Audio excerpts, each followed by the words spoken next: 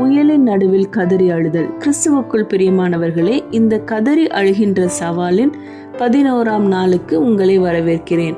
சங்கீதம் 107ஆம் அதிகாரம் 29ஆம் வசனத்தில் கொந்தளிப்பை அமர்த்துகிறார், அதன் அலைகள் அடங்குகின்றது என்று குறிப்பிடப்பட்டுள்ளது.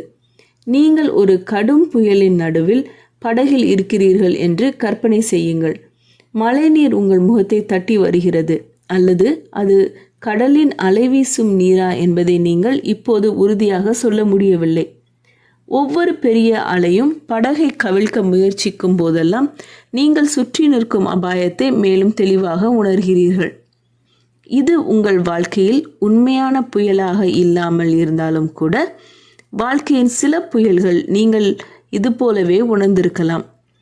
வாழ்க்கையில் உங்களை புயல் திருப்பி போடும்போது நீங்கள் எங்கு திரும்புவீர்கள்? சில சமயங்களில் நம் கட்டுப்பாடில் இல்லாத சூழ்நிலைகளை எதிர்கொள்ள கர்த்தர் நம்மை அனுமதித்து நம்மை அவரிடம் அர்ப்பணிக்கும் நிலைமைக்கு கொண்டு வருகிறார். மனிதனால் நமது பிரச்சனைக்கு தீர்வு தருவது சாத்தியமில்லாத சூழ்நிலைகளில் நமது பயத்தினால் நாம் பிடித்திருக்கும் இறுக்கமான பிடியை தளர்த்து அனைத்தையும் ஆள்பவரை நோக்கி கதறி அழுவதை தவிர வேறு எதுவும் செய்ய முடியாது. சங்கீதம் 107ஆம் அதிகாரம் 25ஆம் வசனம் முதல் 32ஆம் வசனங்களில் இவ்வாறாக குறிப்பிடப்பட்டுள்ளது. அவர் கட்டளையிட பெருங்காற்றை எழும்பி அதன் அலைகளை கொந்தளிக்க பண்ணும். அவர்கள் ஆகாயத்தில் ஏறி ஆழங்களில் இறங்குகிறார்கள்.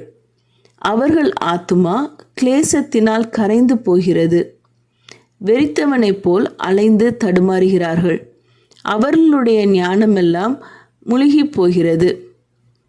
அப்பொழுது தங்கள் ஆபத்திலே அவர்கள் கர்த்தரை நோக்கி கூப்பிடுகிறார்கள். அவர்கள் இக்கட்டுகளுக்கு அவர்களை நீங்களாக்கி விடுவிக்கிறார். கொந்தளிப்பை அமர்த்துகிறார், அதன் அலைகள் அடங்குகின்றது. அமைதல் உண்டானது நிமித்தம் அவர்கள் சந்தோஷப்படுகிறார்கள். தாங்கள் நாடின துறைமுகத்தில் அவர்களை கொண்டு வந்து சேர்க்கிறார். அவர்கள் கர்த்தரை அவருடைய கிருபை நிமித்தமும் மனுபுத்திரருக்கு அவர் செய்கின்ற அதிசயங்களின் நிமித்தமும் துதித்து ஜனங்களின் சபையிலே அவரை உயர்த்தி மூப்பர்களின் சங்கத்திலே அவரை போற்றுவார்களாக. சங்கீதம் 107இல் மக்கள் சிக்கல்களில் இருந்தனர். அவர்கள் தங்களால் முடியாத சூழ்நிலையில் கர்த்தரை நோக்கி கதறினார்கள். அவரது பதில் என்ன? அவர் புயலை அமைதியாக்கினார். அவர்களை துயரத்திலிருந்து விடுவித்தார். பாதுகாப்பாக அவர் விரும்பிய இடத்திற்கு அழைத்து சென்றார். அவர் தம்முடைய ஆற்றலை வெளிப்படுத்தினார். தம்முடைய நிலைத்த அன்பை அவர்களுக்கு காட்டினார். இன்று அவர் நம்மிடமும் அதையே செய்கிறார். நாம் புயலில் அவரை நோக்கி கதறி அழும்போது நம் உள்ளங்களை மாற்றுகிறார். பரலோகம் ராஜரீகம் செய்கிறது என்பது சாதாரணமாக சொல்லப்பட்ட ஒரு வார்த்தை அல்ல. இது ஒரு போக்கான வாசகமோ தோன்றி மறையும் ஒரு வரியும் அல்ல. இது மிகப்பெரிய உண்மை. இதுதான் உங்கள் வாழ்க்கை புயல்களில் உங்களை இழுத்து வீசும்போது உங்கள் இருதயத்தை நிலைநிறுத்தும் நம்பிக்கையின் நங்கூரமாக இருக்கும் என்று சகோதரி நான்சி டிமாஸ் வால்கமுத் பரலோகம் ராஜரீகம் செய்கிறது என்ற புத்தகத்தில் குறிப்பிட்டுள்ளார். இந்த நாளில் நீங்கள் வாழ்க்கையின் மீதுள்ள உங்களின் இறுக்கமான பிடியை தளர்த்து அனைத்தும் ஆள்பவரிடம் கதறி அழுவீர்களா? ஜெபம் செய்வோம்.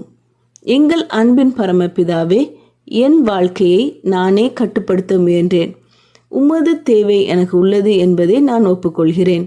என் மனதை மாற்றி என் வாழ்க்கையின் முழு கட்டுப்பாட்டையும் உம்மிடம் ஒப்படைக்க எனக்கு உதவி செய்யும். வாழ்க்கையின் புயல்களில் நான் முதலில் உம்மை தேட எனக்கு கற்றுத்தாரும். நீர் என் அடைக்கலமாக என் ஜபங்களை கேட்பவராக இருப்பதற்காக உமக்கு நன்றி. இயேசுவின் மூலம் ஜெபிக்கிறோம் பரமபிதாவே, ஆமென். இந்த மெசேஜ் நான்சி டிமாஸ் வால்கமுத் அவர்களின் reviveourhearts.com என்ற வெப்சைட்டிலிருந்து எடுக்கப்பட்டுள்ளது. கர்த்தர் உங்களை ஆசீர்வதிப்பாராக.